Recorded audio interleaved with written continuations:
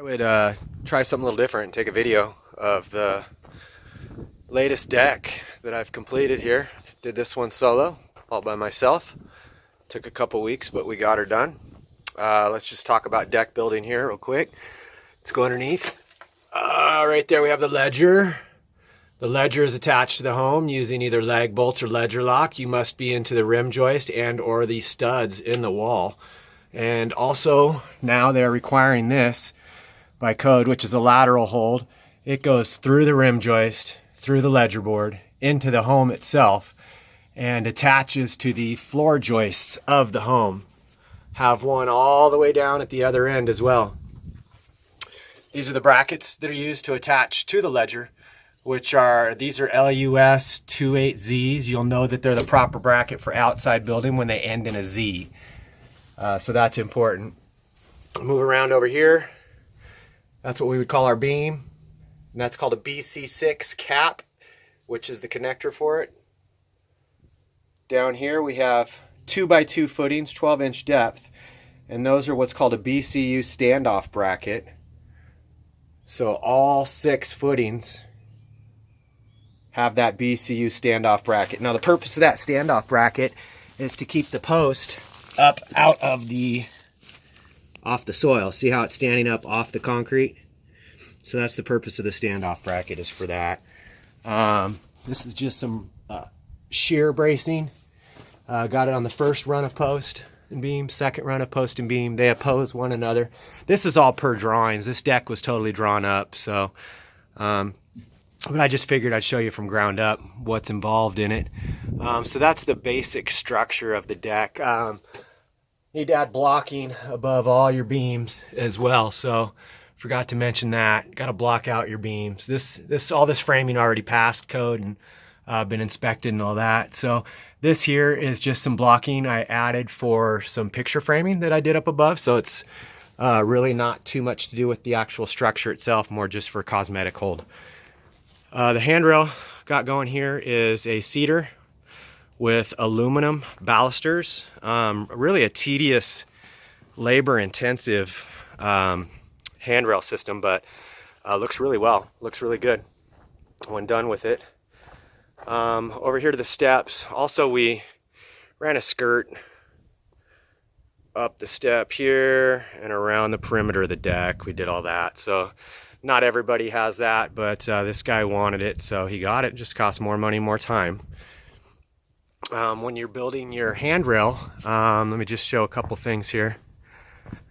One is use lag bolts or carriage bolts to bolt the posts to the deck, making sure that they are level and plumb.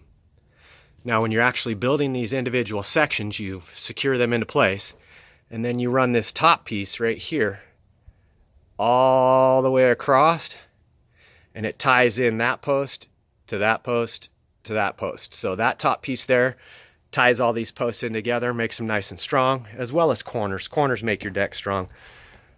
The steps, I like to add a little T-post in the middle of my run. This is not required by code, but I do it anyways.